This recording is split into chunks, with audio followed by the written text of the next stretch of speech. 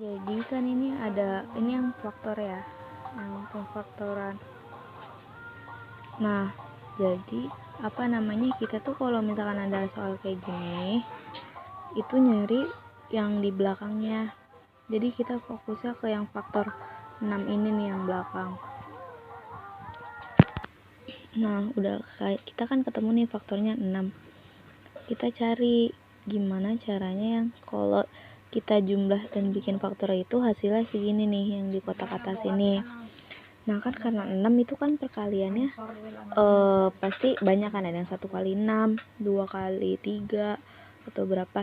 Cuman kita patokannya yang di depannya nih 5. Kan pasti kalau 5 itu, jadi kalau misalkan pemfaktoran itu dikali hasilnya 6 ditambah tuh hasilnya segini. Jadi kita pakai yang 2 sama 3 kan ya, 2 dikali 3. Nah karena ini min sama plus, ini tadi kan plus, karena ini min ketemu plus, berarti faktor itu nanti bakalan jadi minus semua. Nah terus kan ini depannya x pangkat 2 bukan 2x. Kalau misalkan x pangkat 2 berarti kan faktornya itu begini, depannya sama-sama x. Nah tadi kan 2 faktor dari 6 itu 2 sama 3, berarti kan sama-sama minus nih. Kalau misalkan di soalnya ini min ini plus, berarti di faktornya sama-sama minus.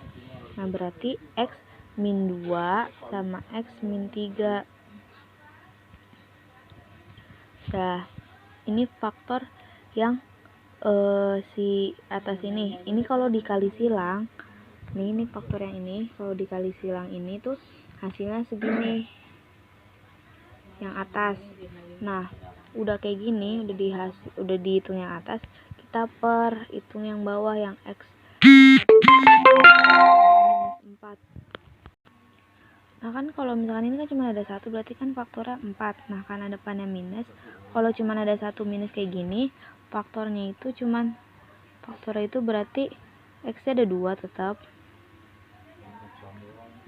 Nah ininya tandanya itu minus sama plus, jadi plus 2 sama minus 2. Kenapa 2? Karena kan perkaliannya yang bikin jadinya faktornya 4.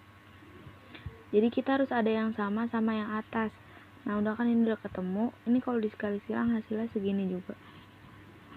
Nah ntar kalau misalkan ini udah ditulis, kan ini ada yang sama nih. Kalau ada yang sama dicoret, sisa x min 3 per x plus 2 sama dengan, kan berarti x min 3 nya x nya kan x nya 2, ini kan x nya 2 nih, yang lain dulu, x nya 2 min 3 per 2 ditambah 2, jadinya min 1 per 4